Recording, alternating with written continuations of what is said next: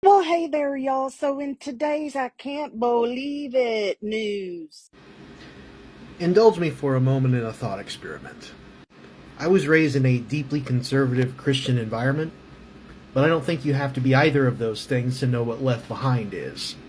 A lot of Christians believe that the book of Revelation in the Bible, the last book in the Bible, is about the end times, the time before the apocalypse and the second coming of Jesus. Left Behind is based on a lot of biblical scholarly work and sort of makes assertions and assumptions on what the end times might be like.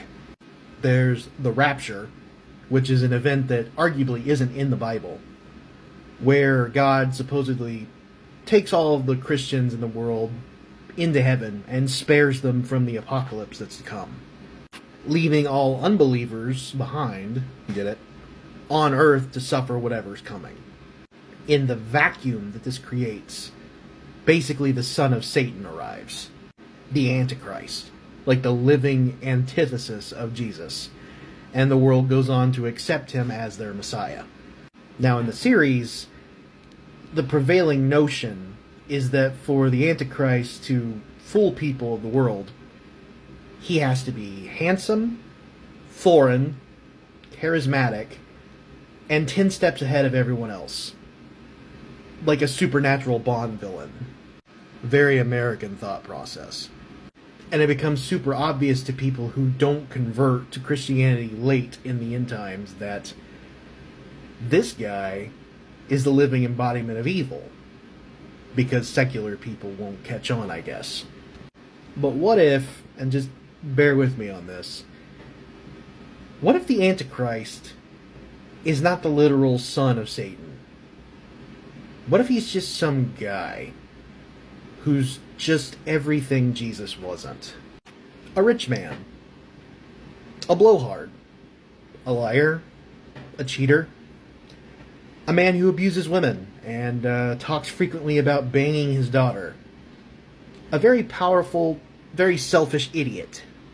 And he doesn't become popular because he's some sort of attractive, charismatic car salesman, but because his crappy behavior appeals to people who also want to indulge in crappy behavior without repercussion, who have been told for years, for decades, that their backward draconian ideas have no place in a modern, progressive world, and can only be indulged and galvanized in echo chambers, like Fox News, or churches.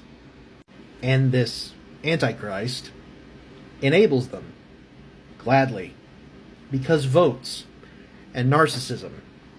And shock of shocks, he's not winning over the secular or the non-believers. He's winning over Christians, of all people. People who thought that they would know who the Antichrist was just by looking at him, who are now throwing their lot in with him. Literally building golden statues to the man, and not seeing the irony or the hypocrisy in that. Because the guy stood in front of a church once with a Bible for a photo shoot, as he tear-gassed people off camera.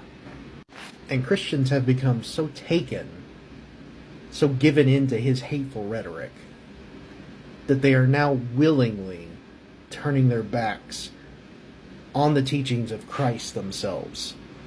Now going so far as to call them weak, and to say that they don't work anymore. Because apparently the new doctrine is strength, and hatred, and white.